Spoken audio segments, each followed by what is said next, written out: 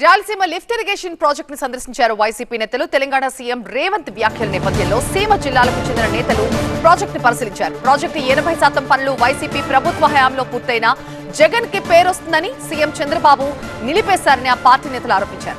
తెలంగాణ నేతలతో చంద్రబాబు గ్రీన్ ట్రిబ్యునల్లో కేసులు వేయించారంటూ మండిపడ్డారు.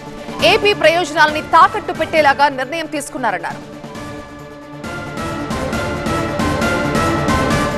ఇంత జరుగుతున్నా కూటమికి చెందిన రాయలసీమ నేతలు ఎందుకు మాట్లాడటం లేదని ప్రశ్నించారు మాజీ ఎమ్మెల్యే కాటసాని రాంభూపాల్ రెడ్డి. చంద్రబాబు నాయుడు ఈ వర్క్ కంప్లీట్ కాకూడదు, ఎక్కడైతే జగన్మోహన్ రెడ్డికి మంచి పేరు వస్తుందనే ఉద్దేశంతోనే ఆయనకు సంబంధించిన వాళ్ళ నాయకులతో, తెలంగాణ నాయకులతో గ్రీన్ ట్రిబ్యునల్లో కేసు వేయించడము, దీన్ని ఇక్కడ నిలబెట్టాలని ప్రయత్నం చేసి నిలబెట్టడం జరిగింది. జగన్మోహన్ రెడ్డి గారు ఉన్నంత వరకు లాస్ట్ 2024 వరకు కూడా ఈ వర్క్ను చాలా వరకు, ఆ రోజు వరకు కూడా 24 వరకు కూడా ఈ వర్క్ను కూడా పనిచేయడం జరిగింది.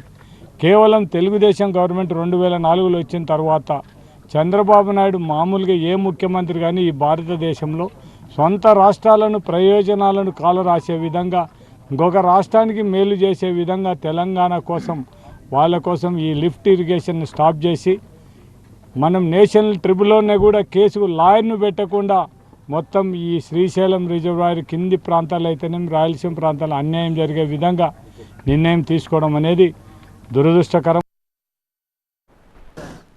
ఇక తెలంగాణ సీఎం రేవంత్ రెడ్డి వ్యాఖ్యలకు ఏపీ సీఎం చంద్రబాబు సమాధానం చెప్పాలి అంటున్నారు మాజీ ఎమ్మెల్యే ఎస్వి మోహన్ రెడ్డి.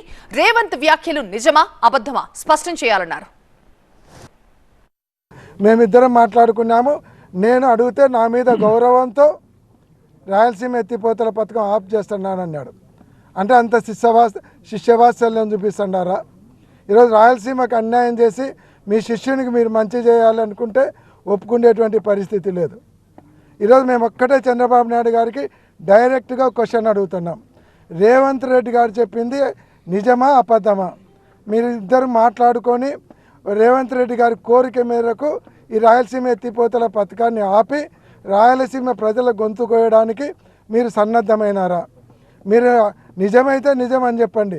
లేదు మీ ఇద్దరు మాట్లాడుకోలేదంటే రేవంత్ రెడ్డి అబద్ధాలు చెప్తున్నాడు, రేవంత్ రెడ్డి నువ్వు నా శిష్యుని కండి, నువ్వు అసెంబ్లీలో ఇట్లా అబద్ధాలు చెప్పకూడదని రేవంత్ రెడ్డి గారికి సలహాలు ఇవ్వండి.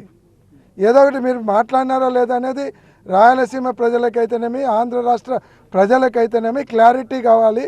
మీరు క్లారిటీ ఇవ్వమని చంద్రబాబు నాయుడు గారిని డైరెక్ట్గా అడుగుతున్నాం.